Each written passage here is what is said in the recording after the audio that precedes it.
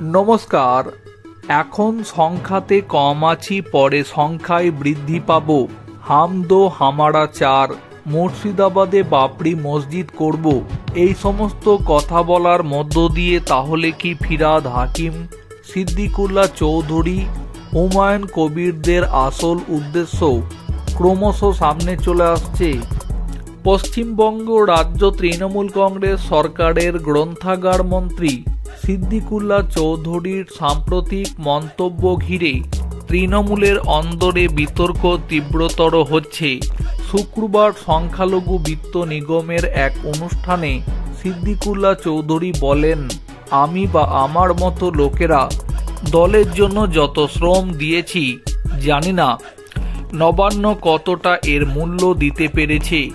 তার এই মন্তব্যে তৃণমূলের ভরতপুরের বিধায়ক হুমায়ুন কবির এবার তীব্র প্রতিক্রিয়া দিচ্ছেন। সিদ্দিকুল্লাহর বক্তব্যের পরিপ্রেক্ষিতে হুমায়ুন কবির সরাসরি বলেন, উনি ক্যাবিনেটের সদস্য হয়ে যদি নবান্নে গুরুত্ব না পান, তাহলে উনি আছেন কেন?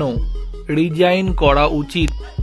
কেবল তাই নয়, মন্ত্রী সিদ্দিকুল্লাহকে আক্রমণ করে হুমায়ুন কবির বলেন, উনি তো জামায়াতুল মুজাহিদিনের রাজ্য সভাপতি, আবার তৃণমূল বিধায়ক এবং মমতার মন্ত্রিসভার সদস্য। এই জায়গা থেকে এমন সস্তা মন্তব্য মোটেও করা উচিত নয়। নীতিহীন মানুষের স্থান একদিন মানুষই বাতিল করে দেবে।